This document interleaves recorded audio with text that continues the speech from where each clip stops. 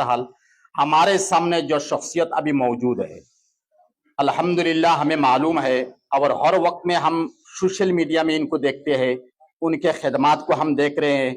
वो लोगों से मिल रहे हैं जिनके घर नहीं है, बाड़ी नहीं है, जमीन नहीं है, नीचे जमीन है, वो जमीन है और ऊपर आसमान है, घर बिल्कुल नहीं है। उनके यहाँ जाते हैं, वो तो कम जाते हैं, वो तो पूरी दुनिया के अंदर अल्लाह का हुक्म, शुक्रिया, इनका सफर है और कारोबार है। इनके जो टीम है अल्हम्दुलिल्लाह कुछ मखसूस टीम, जैसा कि उनमें से एक है उनके अपना चचाज़द भाई, उनके ब्लड के है मौलाना गियासुद्दीन साहब कासिमी, अल्हम्दुलिल्लाह वो भी मौजूद है। बाकी हमारे मुफ्ती नूर अहमद साहब और वगैरह मौजूद है। तो मेरे कहने का मतलब यह है कि हर हालत में इन धोखी लोगों के सामने, फकीरों के सामने, गरीबों के सामने, मोहताज लोगों के सामने वो जाते हैं बार बार। लेकिन इसमें एक बात को दिल में नोट करना चाहिए, उनकी सियासत के साथ कोई लेना देना नहीं है, बिल्कुल सियासत के साथ कोई लेना देना नहीं है। हाँ, लेना देना अगर है तो अल्लाह और इसके रसूल के साथ इनका सौदा है। और ये है वो ये है, जैसे कि हजरत शेख अहमद अली लाहौरी नव्वरल्लाहु मरकदहू ने फरमाया कि कुरान करीम के 30 पारा में 3 सबक है।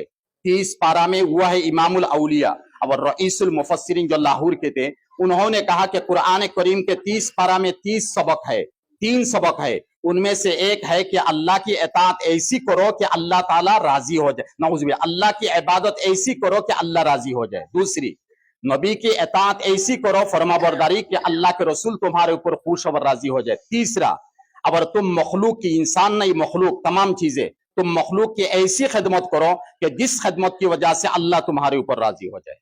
तो अल्हम्दुलिल्लाह अगर ये तीनों हिस्सों को हम अगर तफसील से बताएंगे तो वक्त की जरूरत है। हाँ, एक बात बताऊंगा, वो जिस खानदान में पैदा हुए, पूरे हुजै डिस्ट्रिक्ट में, भाई तहदीस नियामत के तौर पर बता रहा हूँ, उनको दिखलाने के लिए नहीं है, वो हमारे दिल में है, हम जानते हैं।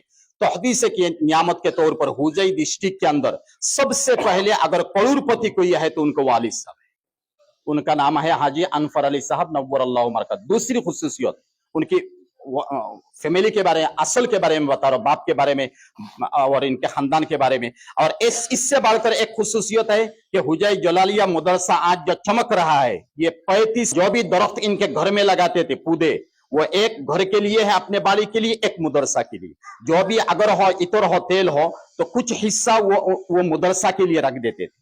और हर हालत में ऑफिस में दौड़ते हैं, कहाँ वो पिसारी है जो तालाब, वो मिट्टी है, उनको अपने मदरसा के कब्जा में कैसे लाया जाए, ये हर हालत में दिन रात 24 घंटा इसी फिक्र में थे। और इससे बढ़कर एक बात बताऊं, वो ये है कि उनके भाइयों में से तमाम भाई अल्लाह के शुक्र है, करोड़पति है, अरबपति है, जो भी कहिए। और वो मदरसे में जब पढ़ रहे थे तो इनके भाइयों ने, रिश्तेदारों ने बताया, भाई तुम पढ़ोगे, आलिम बनोगे, मुल्ला बनोगे, इससे क्या फायदा होगा, तुम्हें ऐसे वैसे करो ना, कारोबार करो ना, करोड़पति का बेटा हो। तो उन शैतान का दुका है ना, तो उनके दिल के अंदर बीच में कुछ वसवसा पैदा हो गया। लेकिन महीना 2, 4, 6 महीना, तकरीबन साल गुजर गए, इनके वालिद साहब के इनसे कोई बात नहीं होती है, इसलिए कि गुस्सा में है, तुम आलिम नहीं बनते हो, वरासतुल अंबिया बनना चाहिए।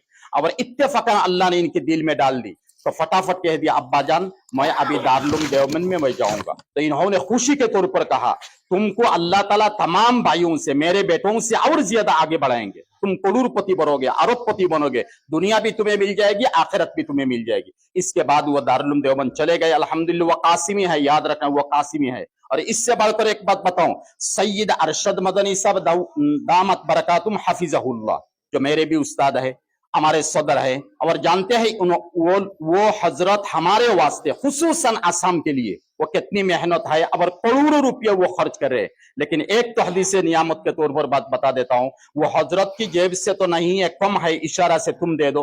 लेकिन हजरत के बारे में वो मुंबई के अंदर बताया, आजाद मैदान में, कि मौलाना मुश्ताक का इसमें सबसे ज्यादा पैसा, कितने करोड़ों रुपया इन्होंने दिया है, ये एनआरसी के सिलसिले सुप्रीम कोर्ट में। तो ये है एहसान, बल्कि ये राज की बात है। और इससे बढ़कर एक बात वह बताना कि सैयद अरशद मदनी साहब दामत बरकत 17 साल की उम्र से लेकर आज तक उनको बेटे समझते हैं। वो इनको बाप समझते हैं, बाप जैसे मुआमला करते हैं। और अरशद मदनी साहब दामत बरकम उनको बेटे समझते हैं, वो मेरा बेटा है, तो बेटा कहकर तू आ जा, तू जा, ये तो बेटे को बाप कहता है ना। तो ऐसे इनका मुआमला है। अभी हमारे इसी गेस्ट हाउस में सैयद साहब से हजरत की बात हुई तो बहुत खुशी, यानी दिमापुर की तरफ से इन्होंने जो बातें हजरत सैयद अरशद मदनी साहब दामत बरकातुम के शान में पेश किए कि हमारे सिलसिले में अल्हम्दुलिल्लाह बहुत खुशी की बात है। मैंने भी 10-20 सेकंड इनसे बात की है, हजरत ने फोन लगा के दिया।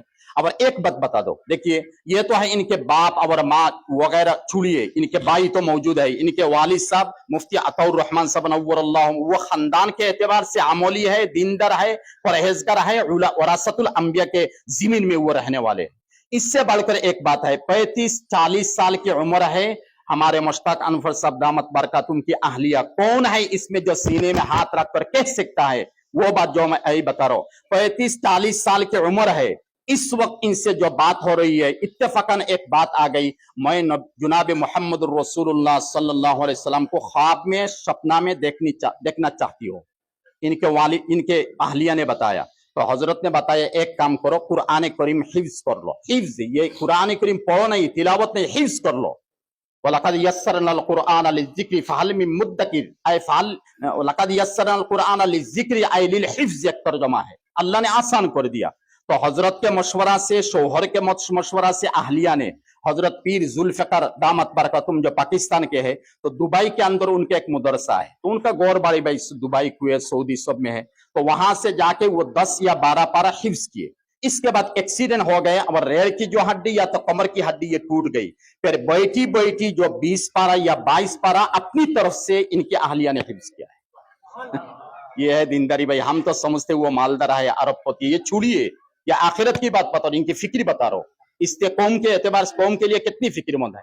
इसके बावजूद भी और बढ़कर बात यह है कि मैं कुरान करीम का तर्जुमा समझना चाहती हूँ और इसकी तफसीर समझना चाहती हूँ। बाद में हजरत की इजाजत से आप इनकी अहलिया कुरान करीम के मुकम्मल तर्जुमा और तफसीर के हाफिजा भी है। तो कौन है इनमें से, मैं हो या तो आप हो, कौन है? बहरहाल जो भी है, ये मुख्तसर इनकी शान में बात है। उस जैसे हस्ती कल रात 2 बजे ग्वालपाड़ा, दुबुड़ी, बड़पेटा, कुकुरजा, तेजपुर, मोरीगांव सफर करते, बार बार अभी सफर करे, अल्हम्दुलिल्लाह वो मौका दे रहे। हालांकि वरना तो इनके जो कारोबार है अल्हम्दुलिल्लाह वो तो कितने बड़े अरबपति अल्लाह को मालूम है। इसके बावजूद दिमापुर, नागालैंड जैसे सरजमीन में सबसे पहले इनके कदम आया, सबसे पहले। तो लिहाजा हमें तहे दिल से इनका शुक्रिया अदा करना चाहिए। अल्लाह ताला इनके खिदमत को सही नियत के साथ करने की, और अल्लाह ताला इसको कबूल फरमाए, और इनके आने को अल्लाह कबूल फरमाए, और हमारे जो इज्तिमा है उसको भी कबूल फरमाए। हजरत के सामने एक बात आखिरी बता देना मुनासिब सा, हजरत ने मुझे बताया कि मैं जाऊंगा दीनी तालीमी बोर्ड और जमीयत के कुछ कारकुनान रहे, ज्यादा आदमी से मैं मिलना नहीं चाहता हूँ। इसके बावजूद भी हजरत को मैंने कह दिया कि हमने कोई पोस्टरिंग नहीं किया, कोई ऐलान भी नहीं किया, बल्कि सबसे ज्यादा उलमाए किराम अइम्मा हजरत मौजूद है और मस्जिद के बड़े बड़े जिम्मेदार हजरत मौजूद। लिहाजा इसके बावजूद भी हमने मुख्तसर ये प्रोग्राम किया। आइंदा अगर हजरत मौका देंगे तो इंशाल्लाह पूरे सूबा में मिलके इंशाल्लाह बड़ा कोई प्रोग्राम इंशाल्लाह हम करेंगे। आप हजरत दुआ कीजिए, अल्लाह ताला हजरत को नेक हयात तय्यबा नसीब फरमाए। भाई आमीन कहिए। इनके खिदमत को अल्लाह ताला कबूल फरमाए, और खुसूसन जालिमों से, दुश्मनों से अल्लाह ताला इनके जान की, माल की, इज्जत की, बीबी बच्चों की, कारोबार की अल्लाह ताला हिफाजत फरमाए। अल्लाहुम्मा आमीन।